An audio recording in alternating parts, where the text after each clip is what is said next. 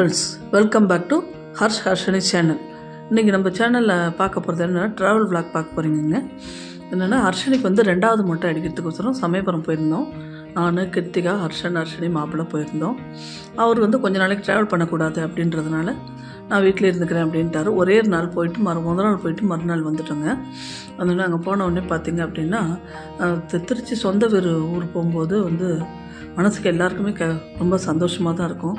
22 வருஷம் உத்தமர் கோவிலில் சொந்த வீடு வாங்கி அங்கே 22 வருஷம் நம்ம வாழ்ந்த இடம் அது. அதை விட்டுட்டு நம்ம இங்கே வந்துட்டோமே அப்படின்னு சொல்லிட்டு ரொம்ப இதாக இருந்தது.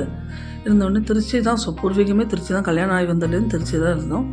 கம்பரசம்பேட்டையில் கொஞ்ச நாள் இருந்தோம். அப்புறம் கேகே நகரில் கொஞ்ச நாள் வாடகை வீட்டில் இருந்தோம். அதுக்கப்புறம் பார்த்திங்க அப்படின்னா உத்தமர் கோவிலில் இவருக்கு புலிவலம் ஆஃபீஸாக இருந்தது. சித்தார் வெசல்ஸ் அப்படின்ற ஒரு ஆஃபீஸில் சீனியர் எக்ஸிக்யூட்டிவாக இருந்தார் எங்கள் ஹஸ்பண்டு. அதனால் வந்து அவருக்கு வந்து ஆஃபீஸ் அங்கே வந்து புலிவலம் பிரான்ச்சில் இருக்கவே அங்கே பக்கமாக இருக்கும்ன்ட்டு உத்தமர் கோவிலில் வந்து சொந்த வீடு வாங்கிட்டு அங்கே இருந்தாங்க. 2002 சொந்த வீட்டில் தான் இருந்தோம்.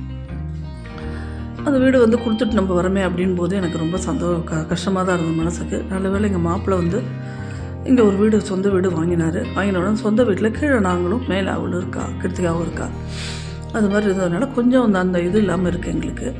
இப்போ பார்த்திங்க அப்படின்னா இந்த வீட்டில் இருந்து இதுலேருந்து கோயம்புத்தூர்லேருந்து காலையில் 7 மணிக்கு கிளம்பினாங்க. நாங்கள் கிளம்பின உடனே பார்த்திங்கன்னா நாங்கள் திருச்சி போய் இருந்தோம். அங்கே ரிலேட்டிவ் வீட்டுக்கு எல்லார் வீட்டுக்கு போயிட்டு கொஞ்சம் எல்லாரையும் பார்த்துட்டு ரொம்ப நாள் ஆச்சு திருச்சி போயிட்டு பார்த்துட்டு ஸ்ரீரங்கம் கோபுரங்க பார்த்துட்டு அங்கே ஸ்ரீரங்கம் திருச்சி அப்படின்னாலே காஃபி தாங்க எக்ஸ்போர்ட். அந்த காஃபி எங்களால் மறக்கவே முடியாதுங்க. அங்கே பத்மா காஃபி தான் ஃபில்டர் காஃபி வாங்கி போடுவேன் நான். அதனால் அந்த காஃபி பொடியும் கொஞ்சம் வாங்கிக்கிட்டேன். அங்கே திருச்சி போகும்போதெல்லாம் யார் போனாலும் காஃபி பொடி வாங்கிட்டு வர சொல்லிவிடுவேன்.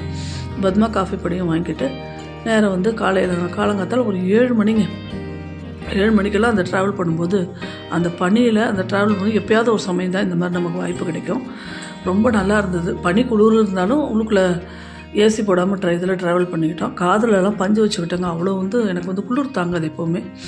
வச்சுட்டு போகும்போது பார்த்திங்க அப்படின்னா அவ்வளோ ஒரு இது ஜில்லுன்னு இருந்தது. கரூரில் வந்து ஒரு ரிலேட்டிவ் வீடு இருந்தது. அவங்களையும் பார்த்துட்டு அப்புறம் நேரம் வந்து கிருத்திகாவோட மாமியார் அவங்களோட ரிலேஷன் நிறைய பேர் இருந்தாங்க. சிஸ்டர்ஸ், பிரதர்ஸ் எல்லோரும் அங்கே தான் இருக்காங்க.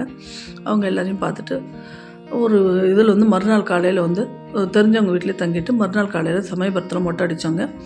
மொட்டை அடிக்கும்போது பார்த்திங்க அப்படின்னா ஹர்ஷினிக்கு வந்து ஃபோனை ஆன் பண்ணி கொடுத்தேன். அவ்வளோதாங்க. தலையில் அவர் கத்தியை வைக்கும்போது கொஞ்சம் அழுதா. அதுக்கப்புறம் வந்து பார்த்திங்கன்னா அந்த ஃபோனில் பார்த்துட்டே இருந்துட்டு அப்படியே தூங்கிட்டான்.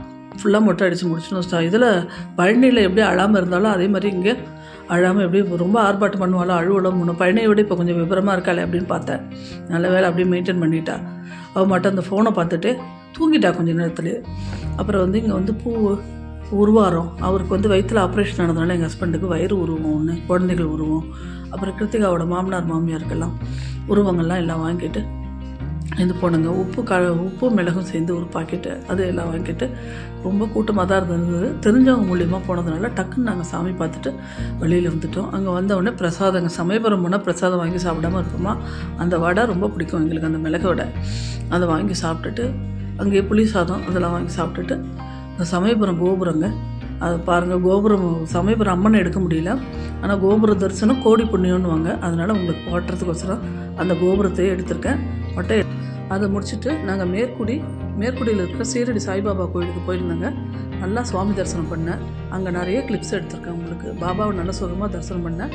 நாளைக்கு வந்து நியூ இயர் அன்றைக்கி அந்த விளாக் உங்களுக்கு கண்டிப்பாக வருங்க. எல்லாம் தரிசனம் பண்ணுங்கள். நன்றி, வணக்கம். நாளைக்கு வேறு ஒரு வீடியோவில் சந்திக்கிறேன்.